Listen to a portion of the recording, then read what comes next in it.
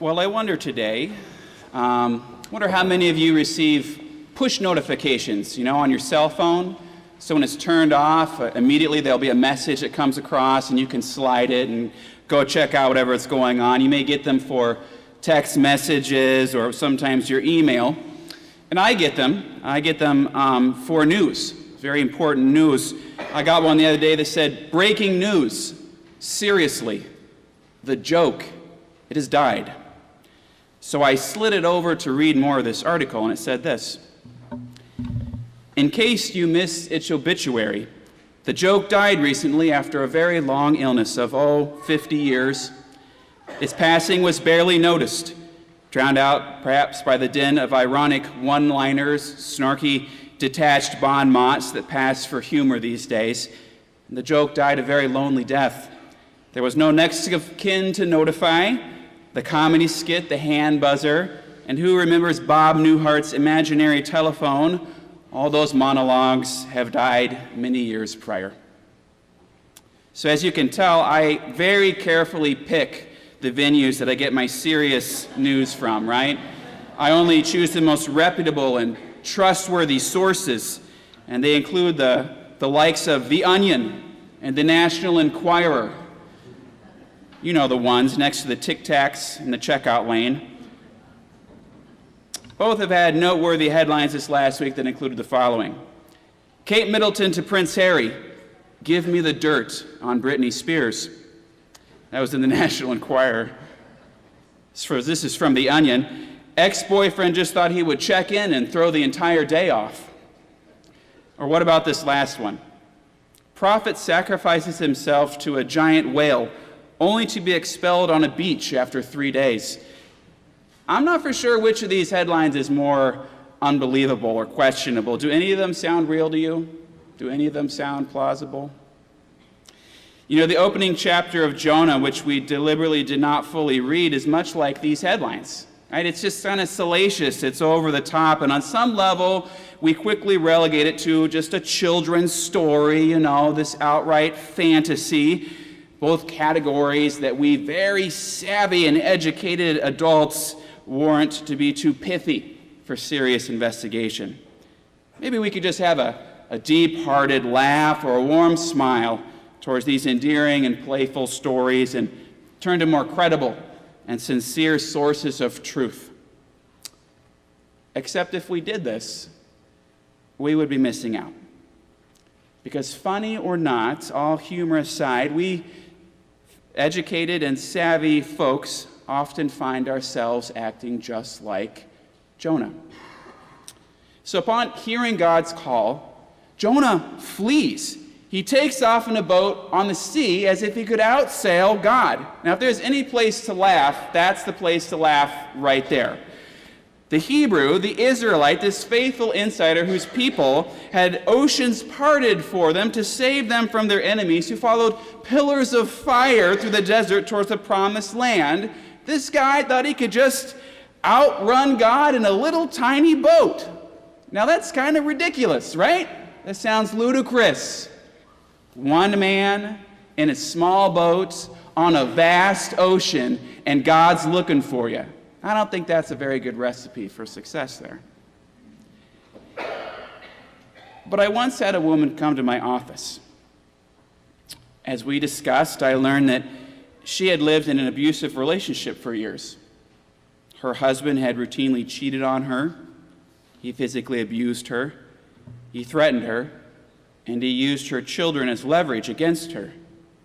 She shared that somewhere along the way, she had completely lost sense of who she was. And she ran from God. She ran from God by drinking, by focusing deeply on her appearance, on her looks, to try and seduce her husband back in from his habits, by pretending their family was perfect. And after years and years of this, eventually the bottom fell out beneath her. All her lies piled up, and she just felt like she could no longer run.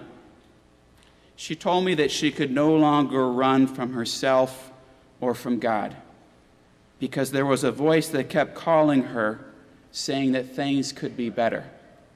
that she should have hope, that life could be more fulfilling, that her half-hearted and fake attempts to show joy could actually be real one day. And so she chose to leave her husband, and she started a new life. You know, to run from God, we don't need a boat or a giant fish. Sometimes we can run from God by choosing to stay put, by staying just where we are. We are very good at running. At least we kid ourselves that we are good at running. And I wonder, what ways are you running from God right now? How are you hiding from honoring yourself and from honoring God? As God keeps calling you, keeps offering chances to live more truthfully and share that joyful truth with others, to change the world around you, the work of the Holy Spirit. You know, it's easy to talk about sharing joy and truth and justice, but it's another thing to do so on a really bad day. You know, like Alexander's Day that we heard earlier, the terrible, horrible, no good, very bad day. I'm sure lots of hands went up. We've all had those days, weeks, months, years. A couple years ago, I had a week like this myself, and I wanted to share it with you. I posted it on Facebook, and here's the post. Boy, it's been a weird week. I just came off our annual youth mission trip, which is like 100 hours of work in 1 week, no kidding. I took a bike ride, and I was attacked by a blackbird. It drew blood. I came down with a fever for 2 days. A red-tailed hawk dive-bombed my brand-new car at highway speed, and I took a direct hit in the windshield just before my roof rack shredded the whole animal. I felt horrible. I took my daughter camping that same night, and she woke up saying, "What's that clicking sound, Daddy? What's the clicking sound?" I kept reassuring her to go back to sleep. In the morning, I found a gang of raccoons had clawed all my new paint on my car to get up on top to eat the hawk pieces that were stuck in the roof rack. And then they spent the rest of the night defecating all over the car. The next day, I received a letter stating that a retirement investment I had been gifted and was planning on was a scam and was now valued at 1 cent by my IRA company. 1 cent, 0.01 on a piece of paper. Why did they waste that mailing it to me? Lastly, as I wrote this, a large piece of my front tooth inexplicably fell off. What is going on? I'm glad I have vacation scheduled next week. I'm not for sure I'm even going to make it that long, though. Right? Maybe you've had a day or a week like that in your life, and perhaps you've joked at some point that, "Oh, just kill me now. Death would be better than this continuing on. It would be a better option than living through these present circumstances." And interestingly, death is what Jonah tries to choose in our passage as well.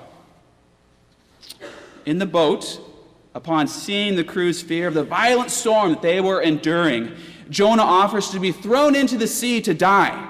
And there is a twofold consequence here. First, Jonah would presumably save his shipmates. But second, Jonah would not have to complete his prophetic mission, right? He'd be dead. He'd get out of it. No Ninevites, no visit of compassion to his Assyrian enemies. He would rather drown himself, thinking God would allow him to drown himself in a violent storm rather than carry a message of peace and hope to a people he sees as his enemies. Death. Death was the lesser of these two evils in Jonah's mind at that time. So, sequences of random disastrous events like we've all experienced, maybe some kill me now jokes, those can be funny. Life can be funny with those things in it, but really choosing death, that is not funny. That's not a laughing matter. Pastorally, I am sickened by the epidemic of suicides that we see in the U.S. I think about teenage suicides. I think about the ensuing copycat suicides. All of this has happened in our very Fox Valley, in our school systems here. My heart is broken when I read the headline that American veterans take their lives every hour of every day, of every week, of every month, of every year, all year long, year after year after year. It is a grievous thing that we broken people, amidst the pains that this world can dish out, would choose death. But we also choose death in other ways, and we bring it into the world because we choose other forms of death besides physical violence. We choose it instead of being messengers of God's love and hope. Is not our silence, our lack of outrage amidst clear institutional racism and sexism in America a death for equality? Is not the violence we see towards the water protectors at Standing Rock, the journalists, the activists, the clergy, the native peoples who are being shot by rubber bullets and beaten for peaceful protesting a pipeline which they believe threatens their water and way of life? This marginalized people, isn't this a death for indigenous peoples' humanity occurring right now? In this political season, with it is salacious language, the barrage of negativity and advertisements, the reflexive judgments and defensiveness of party leaders, the insults and the fear-mongering, the demonizing of opponents. Isn't this all a death for being a moderate, of having a healthy and functioning democracy? Yes, most assuredly, we are like Jonah, both literally and figuratively. There are times when we choose death over carrying messages of hope or choosing a way forward for the future. And yet the word of the Lord came upon Jonah a second time, saying, "Get up, go to Nineveh, that great city, and proclaim through it the message that I tell you." And the people of Nineveh, they believed. They turned from their evil ways, and God changed God's mind about the calamity that would happen upon them. Despite Jonah's choice to run and to hide from God, despite our choices to run and to hide from God, regardless of Jonah's desire to choose death over lesser consequences, regardless of our desire to choose death over lesser consequences, God keeps trying. God keeps making a way, providing opportunities. The word of the Lord kept coming to Jonah, and the word of the Lord keeps coming to us. Jonah was unsuccessful in his attempts to outmaneuver God's love and purposes for him. His boat didn't work. And friends, the good news is that we too, we are unsuccessful. We will never be successful at outmaneuvering God's love and purposes for us as God works in our world. God gives us second chances. God gives us third chances, fourth chances, fifth chances, and God keeps giving because God has no fear. God will not run. God will not hide. God doesn't choose death and violence, yet God pursues life-giving justices for all peoples, insiders or outsiders, our friends and our enemies. So let's be honest here. The joke clearly isn't dead. I think that headline I shared with you at the beginning was just satire. If there is a joke to be had here, maybe the joke is on us hard-headed insiders whose personal stories are full of resistance to God's love, people who can be backwards and narrow in their thinking, unexpected reversals come up, people who receive bitterly received second chances. We are just like Jonah. And that's the good news. We can be ridiculous. We can act ludicrous at times. And yet God's love remains faithful and persistent and ever patient. Friends, may the word of the Lord come upon us once again. bring with it the hope of new possibilities. May we have the humility to laugh often at our choices and find folly in our circumstances, because we can cast them against the immovable, infinite backdrop of God's goodness. May we be prophets, friends, witnessing God's love in a world that has death and violence, even when we would choose anything but what God is asking us to do.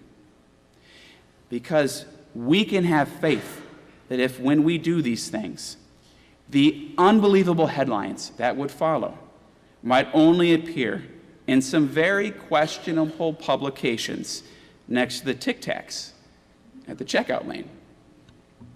Thanks be to God. Amen.